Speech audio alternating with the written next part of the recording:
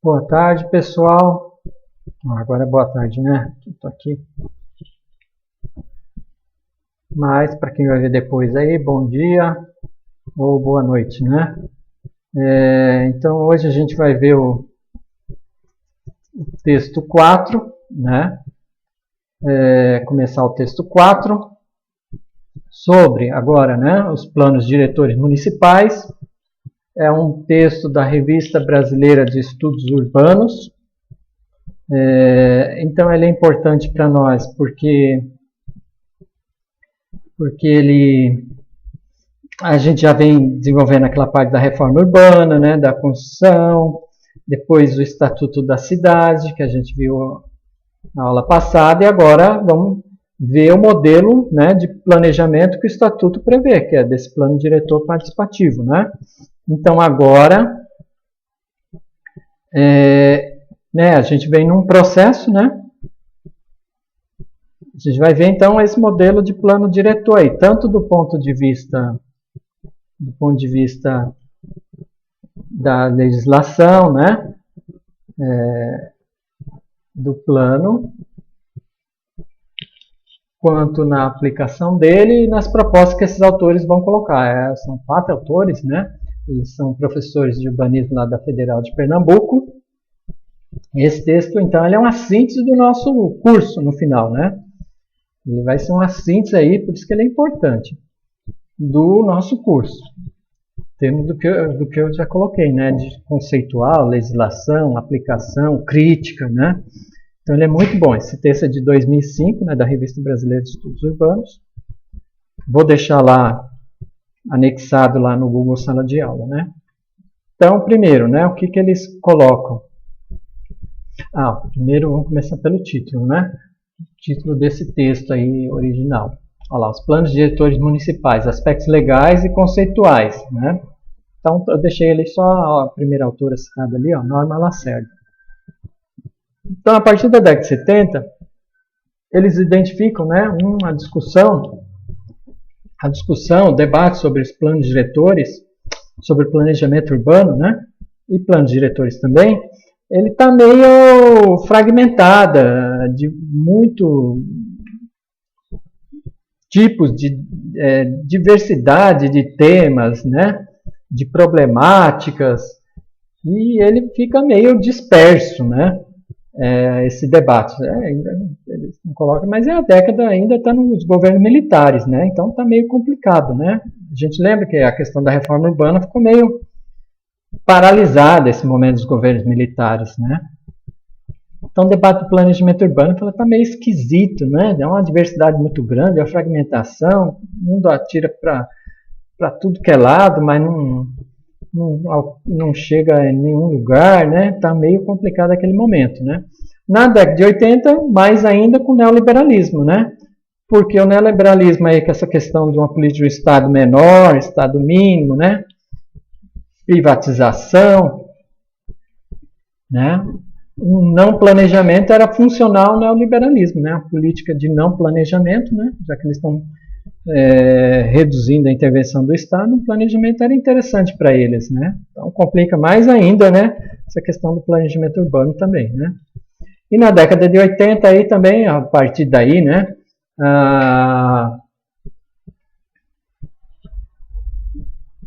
o discurso, né, pós-moderno, o planejamento não é capaz de instrumentalização, né?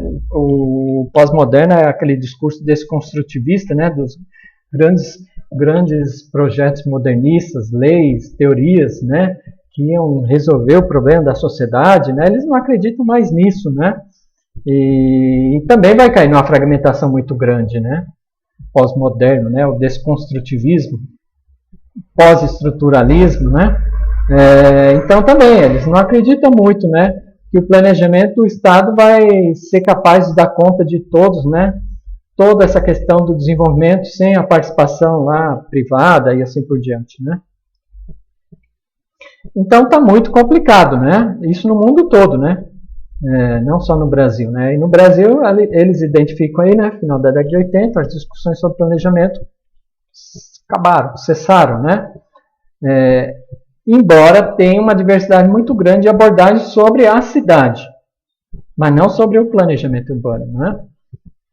Então tem esse debate sobre a cidade, mas o planejamento, naquele esgotamento daquele planejamento também centralizado, tecnocrático, né? O que vai surgir mais como eles vão citar aí no texto, né, o planejamento mercadófilo, né? Estratégico de revitalização a partir do modelo Barcelona de revitalização, né? Isso vai se espalhar para o mundo, né? E aí lá no final da década de 90, eles falam, com exceção daquele livro, né? Uma notinha de rodapé no texto deles, né? Com exceção lá do livro, lá, Cidade do Pensamento Único, da Otília Arantes, a Maricato, o Carlos... esqueci o nome dele. Lá do Rio de Janeiro, pessoal. Rio de Janeiro. Com exceção desse livro, né? A Cidade do Pensamento Único, aqui, ó. Vamos lá. Aí na primeira página, né? Cidade do Pensamento Único, né? Desmanchando o Consenso, ó, Otília Arantes, né? E outros, né? Você não teve, e é um livro de referência, né? Você não teve muito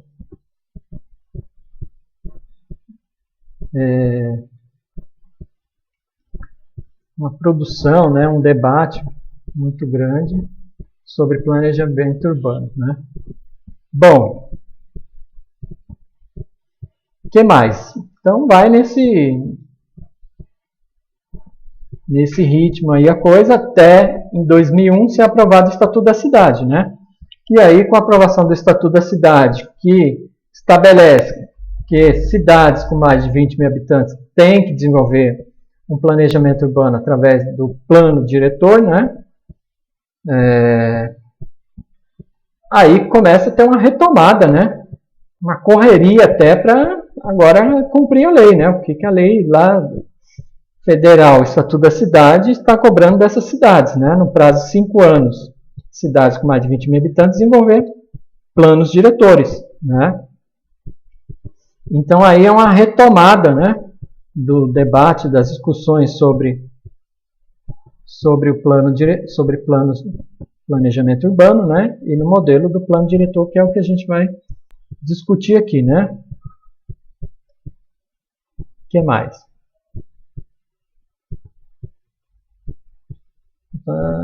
Então, e aí, a introdução do texto, né? Eles vão colocar 4 questões importantes que eles vão tentar responder aí ao longo do texto, né? Primeiro, ó, então, a partir da aprovação do Estatuto da Cidade, né? E agora as cidades têm que desenvolver plano diretor. Por que é tão importante? Porque é tão importante que a administração municipal elabore um plano diretor? Só porque é uma questão legal agora? Né? Qual a importância do plano diretor?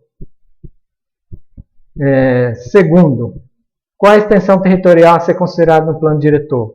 Só a área urbana do município ou o município inteiro? Envolvendo a área urbana e a área rural. Né? A cidade e o campo. Toda a dimensão do território do município ou só da cidade? Só um momento aqui, gente. Outra questão aqui. Olha lá. O plano diretor deve ser um plano geral de desenvolvimento ou apenas um plano de ordenamento territorial? Então, como assim plano geral de desenvolvimento, né? O plano diretor ele deve abranger todas as esferas econômicas, sociais, culturais, né, ambientais da cidade. Saúde, educação, emprego, né, a parte ambiental, cultural, infraestrutura, mobilidade urbana. É um plano geral, não é só ordenamento territorial. Ou ele é só ordenamento territorial? O que ele deve atingir nesse plano? Então, e por último, ó, a última pergunta aí. Quais são os desafios para o plano, né, para que o processo de elaboração e implementação, né, desse plano seja realmente democrático? Participação da população, né? Quais são os desafios para ele ser participativo? E outra questão cabeluda, né? Bom, E aí eles vão, então, começar a responder essas questões. Começa por essa questão do plano diretor. O que é um plano diretor? E como que ele pode ser esse instrumento aí de planejamento, né, municipal, né, não só urbano, né, principalmente urbano, né, mas municipal. Então, o plano diretor, ele deve orientar as ações dos agentes públicos e privados no desenvolvimento municipal, né? Orientar as ações dos agentes públicos e privados no desenvolvimento municipal na questão do ordenamento, né, do seu crescimento, para onde a cidade deve crescer, né, em que setores ela deve investir, em que setores ela deve controlar mais, né, num prazo aí num horizonte temporal de 10 anos mais ou menos, né. E aí, né,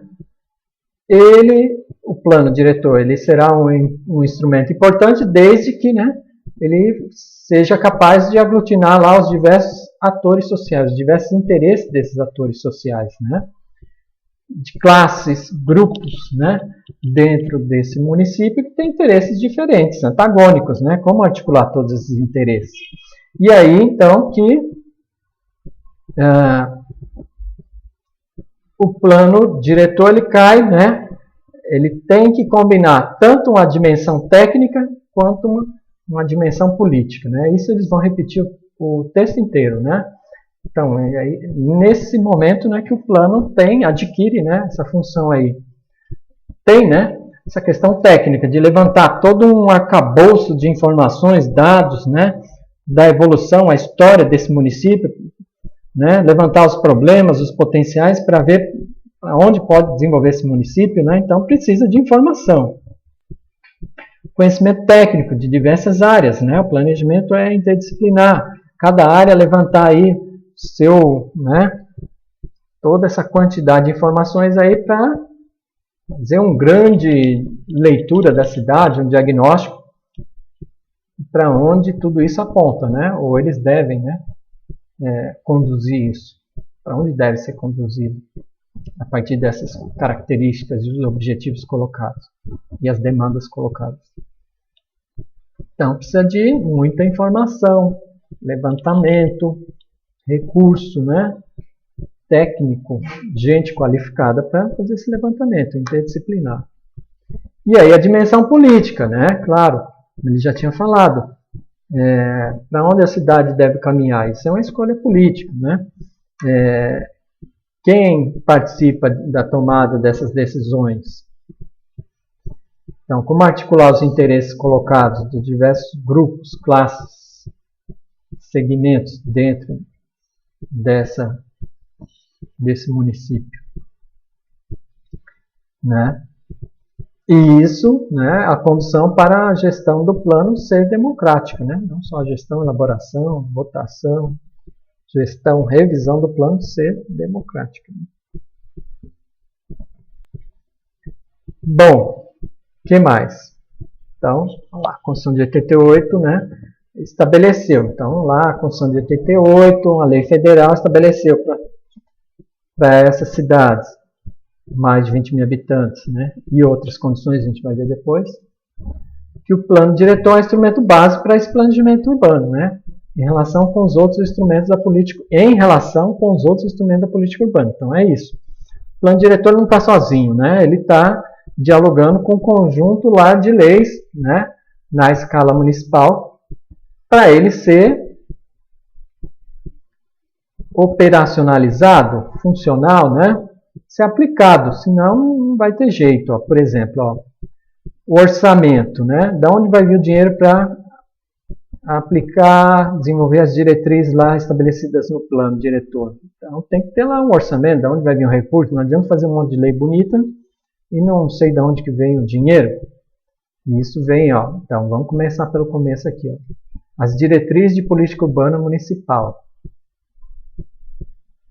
né? Já que esse plano ele segue o modelo do Estatuto da Cidade, é uma gestão democrática.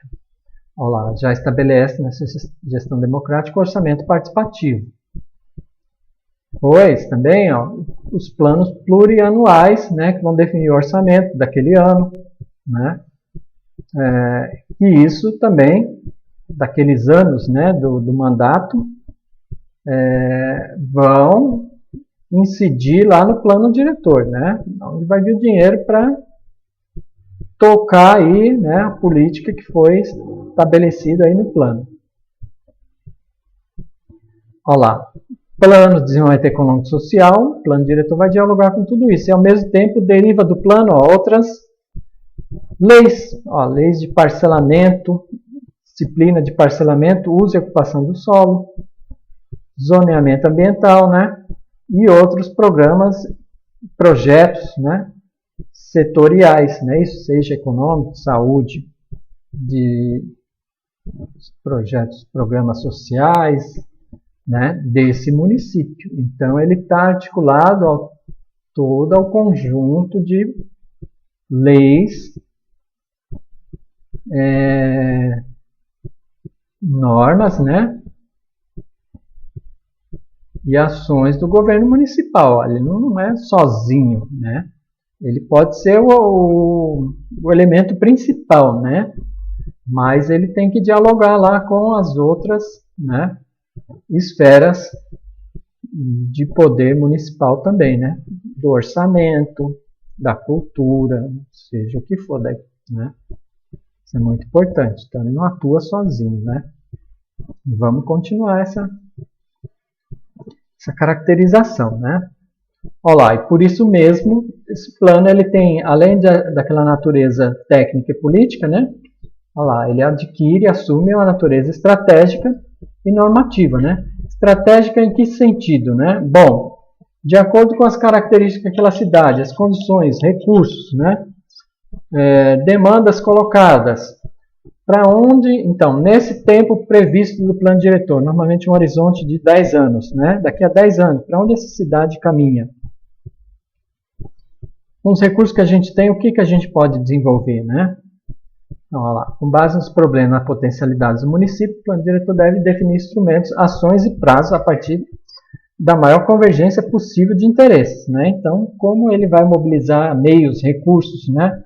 Dentro daquele período, né, que ele está ali em vigência, atingir esses objetivos colocados dentro, né, da maior convergência possível de interesse, né. Olha lá, tá, a proposta do plano, né, baseado no reconhecimento dos limites das possibilidades das intervenções. Quer dizer, não vai dar para atender tudo, né, você vai ter que escolher, fazer escolhas.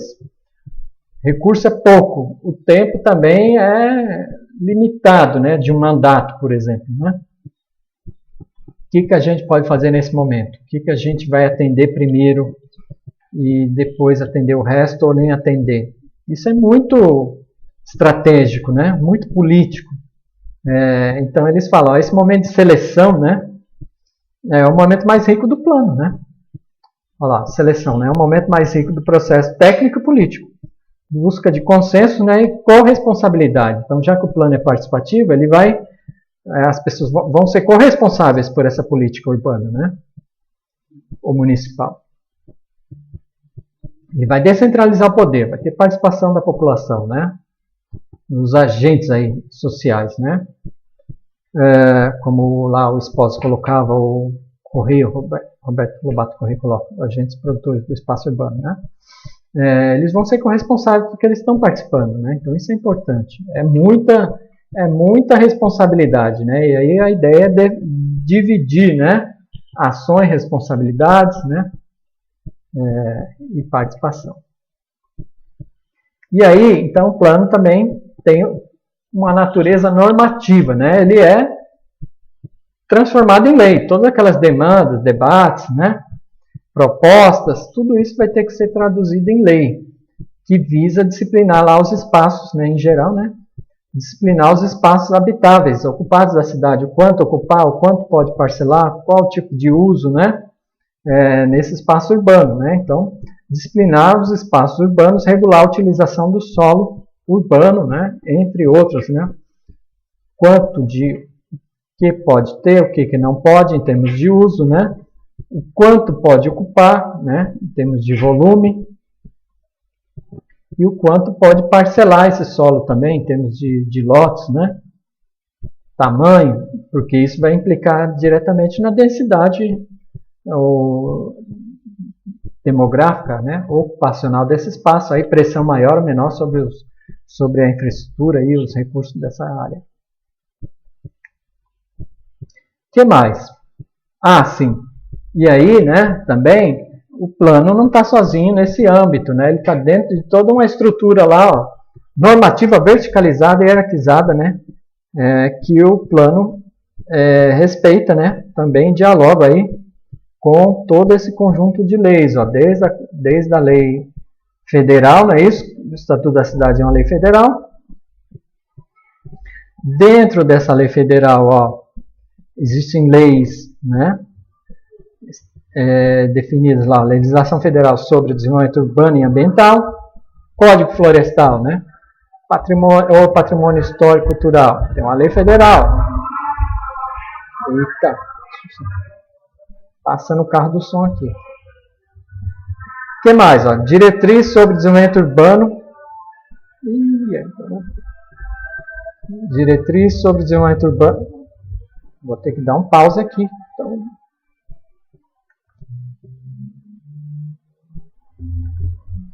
Bom, voltando aqui, pessoal. Então, ó, né? Dentro da legislação federal, da diretriz sobre desenvolvimento urbano, habitação, transporte, saneamento e meio ambiente, né? Também, ó, Constituição Estadual, abaixo da Federal, também traz um conjunto de leis. A Lei Estadual sobre Política Urbana, Lei Estadual sobre as Áreas Metropolitanas, né? A gente viu lá o texto 2, né? Da Raquel Ronick sobre planejamento regional metropolitano, né? Hoje você tem o Estatuto Metropolitano, que é federal, mas quem delimita e aplica lá aquela lei dentro do seu estado define uma região metropolitana, é o estado. E aí o município, por exemplo, está dentro de uma região metropolitana, ele tem que seguir todo esse conjunto de leis, desde a estadual até a federal, né? Então aqui, descendendo aqui na escala aqui, né? Olha lá. E o município abaixo da lei federal estadual, né? A lei orgânica municipal, que é a constituiçãozinha do município, né? Que estabelece todas as diretrizes aí, né? As normas, funcionalidade desse município, né? E o plano diretor, claro, tem que estar abaixo da lei orgânica municipal, né? Tem que dialogar com ele, respeitar essas leis todas acima dele, ó, e dele também deriva as leis e posturas municipais, Código de Obras do Município, Lei de Uso, Ocupação e Parcelamento do Solo, né? Então, uma questão importante, né, dessa hierarquia, né?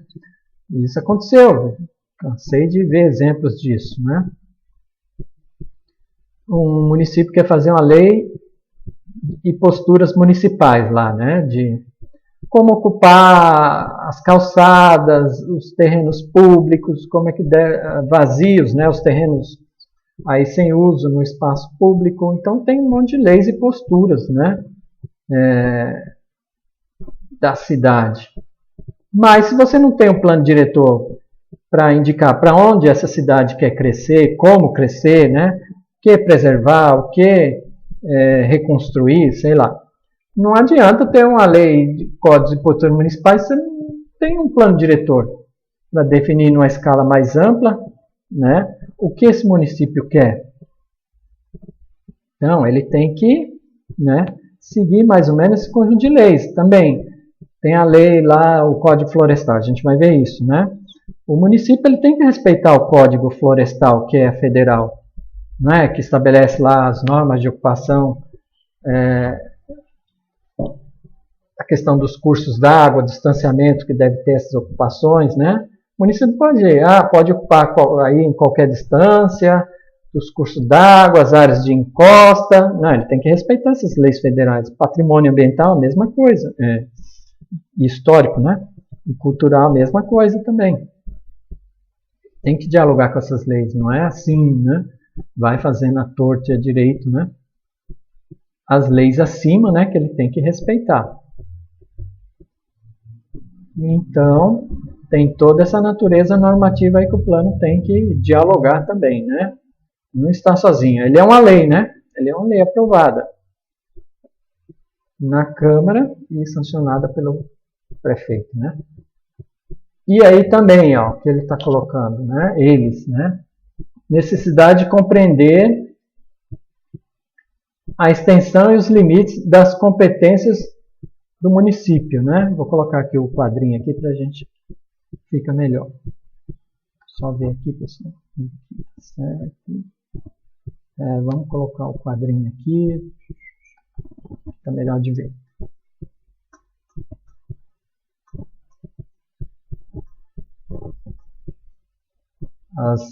Então, é isso que a gente está falando, né? O município respeitar as leis. Então, cada município tem as competências do município, né? E que isso repercute em termos de lei, né? Competência exclusiva do município, aqui essa coluninha. Competência comum dos três esferas, né?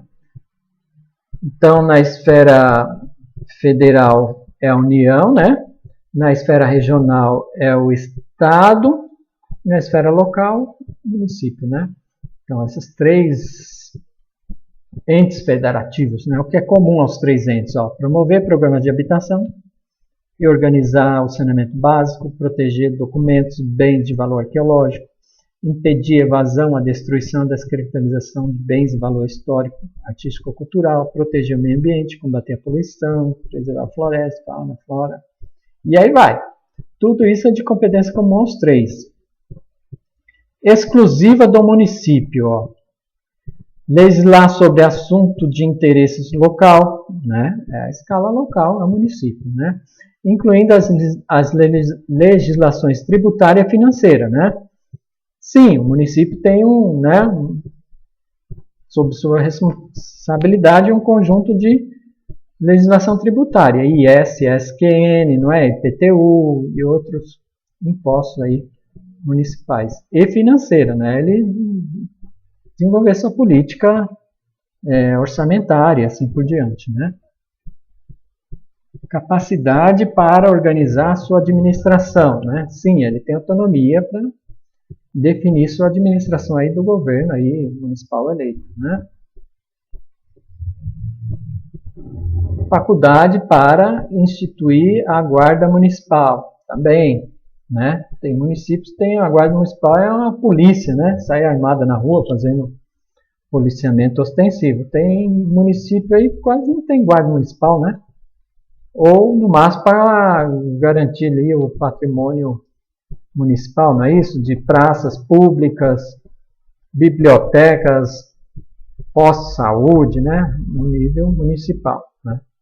Então, ele tem, né? Ele está dentro desse... desculpa, suplementar aqui que faltou, né? Volta lá. E olha lá, e suplementar, né? Sobre o direito urbanístico local, porque o Estatuto da Cidade é federal, né? Então ele vai, e a gente vai ver isso nos planos diretores mais para frente, né? O município tem que respeitar o que está estabelecido na lei federal lá do direito urbanístico local. Ele é suplementar, então, a lei federal. Outro, promover o ordenamento territorial mediante planejamento e controle artístico, histórico, paisagístico e sítio de uso, parcelamento, uso e ocupação do solo, né? Sim, né? Não tem os órgãos federais de proteção do patrimônio histórico, cultural, de proteção ambiental, né? Ele tem que, né? E estadual também, né? Ele tem que respeitar o que está estabelecendo nas esferas superiores a ele, né? Ele não pode passar por cima das leis estaduais e federais, ou ele vai suplementar essas leis aí, ó. Criar, organizar e suprimir distritos, observada a legislação estadual, ó, né? Então ele tem essa autonomia de criar ou suprimir distritos, desde que ele obedeça lá, né, toda a normativa da legislação estadual. Então ele está complementando aí, né, essas leis através dessas ações que ele tem. Também pode exercer, desde que não contrarie, né, essas ações. O que mais que eles vão falar? Então, a partir de tudo isso, né, que o município olha lá, o plano, né, desculpa, adequar-se às diretrizes, programas e planos nacionais, regionais, estaduais, né? O plano diretor ele não é uma panaceia, quer dizer, ele não vai resolver tudo, né? E aí eles dão um exemplo da questão da criação de empregos, né? Quem tem mais essa tarefa, ou esse poder, essa capacidade maior, é o governo federal, que ele pode desenvolver política macroeconômica, não é isso? De estabilizar a economia do país, termos de orçamento, balança comercial, estabilidade da moeda, atração de investimentos diretos externos, não é? Que vai gerar emprego, subsidiar aí setores, sei lá, né? Da economia. Então, o governo federal ele tem mais capacidade, poder, né, para intervir nessa questão. O município menos, né? Mas ele pode intervir em que sentido, né? Estabilizando também seu orçamento, desenvolvendo a infraestrutura dentro da cidade, algum subsídio, né? Dentro da capacidade dele, né? Que é menor, mas ele pode também gerar empregos ali, né? Dentro do seu território, dentro das suas limitações, né? Não dá para comparar com o governo federal, né? Mas ele pode, de alguma forma, direta ou indiretamente, né? Também atuar aí nesse sentido. O que mais? Ó? Responsabilidade da administração municipal não se esgota na regulamentação do território municipal. Responsabilidades constitucionais, preservação do patrimônio ambiental, histórico, cultural, assim por diante. Isso foi o que eu falei antes, né? Não limita só o território municipal. Então tem uma área de proteção ambiental lá federal, né? Então ele vai ter que respeitar essas leis, como eu falei do Código Florestal, né? No Tiradentes, não é isso? É um patrimônio até mundial, né? Mas se ele é mundial, ele é nacional também, né? Então, e está dentro de um município. Então ele tem que respeitar toda essa hierarquia de leis, como a gente viu lá, né? Toda aquela estrutura de leis, né? Não dá para passar por cima. Tem o Conselho de Defesa do Meio Ambiente, tem o Conselho de Defesa do Patrimônio Histórico, né? Ambiental. Então, ele tem que dialogar, respeitar essas leis nas esferas superiores, né? Principalmente nesses campos aí de preservação do patrimônio ambiental, histórico e cultural. Todos os 3 entes da federação, né? Federal, estadual, municipal, tem órgãos de preservação, né? A gente vai ver mais exemplos aí para frente. O que mais? O plano diretor deve submeter-se aos princípios constitucionais que informam as normas urbanísticas. Também nesse contexto, né? A gente vai ver os planos diretores, a partir do Estatuto da Cidade, ele vai trazer esses princípios, 4 princípios, né? Fundamentais. Primeiro, da função social da cidade, né? Do direito à cidade. Então, todo habitante, todo cidadão, né? Desse município, ele tem o direito à infraestrutura básica, aos serviços públicos, né? E equipamentos públicos, habitação, saneamento, transporte, né? Ele tem o direito a isso, né? Educação, né?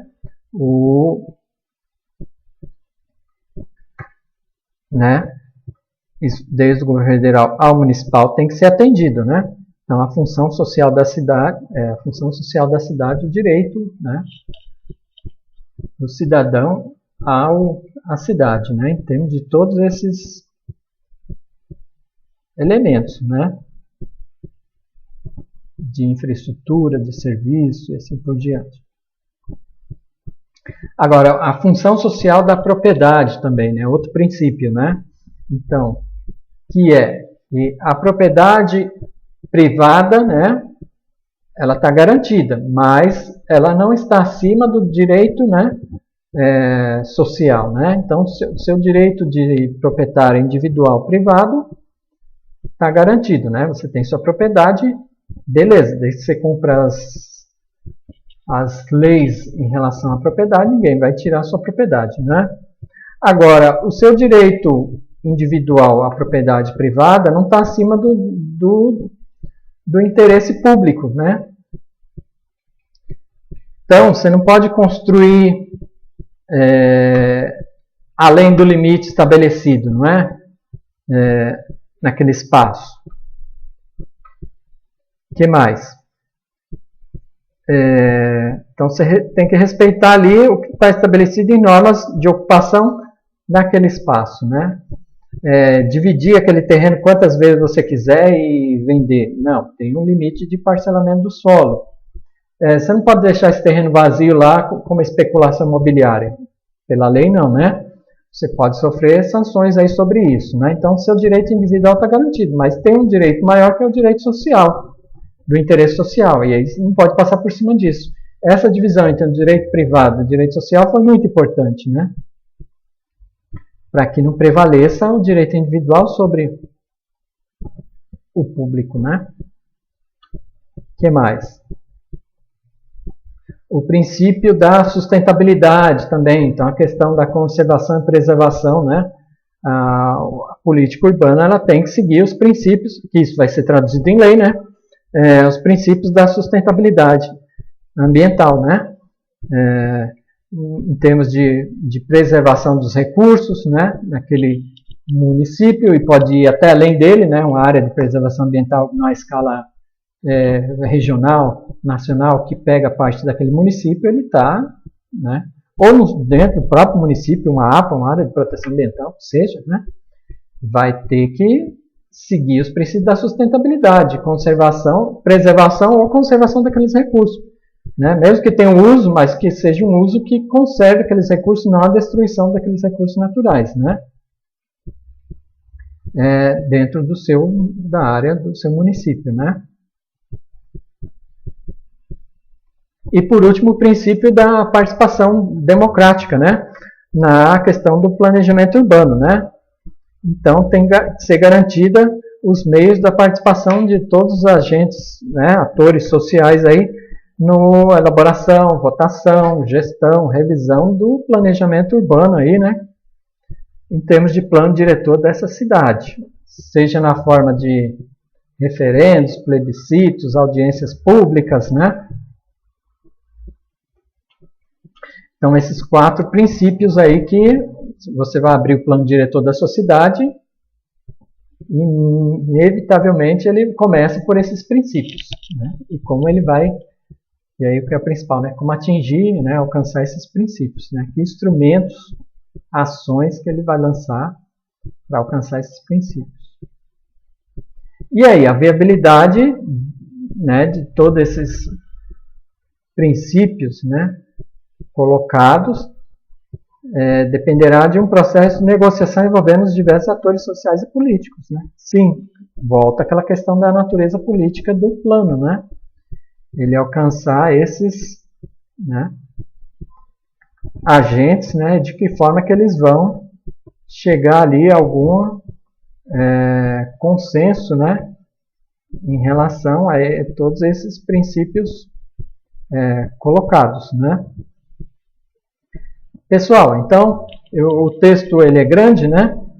Tem muitos slides aqui, eu vou parar aqui exatamente no meio do texto, e na próxima aula a gente continua, né? E aí, essa parte mais pesada, legislativa, aí já, foi agora, né? E essa segunda parte é mais uma parte aplicada, né?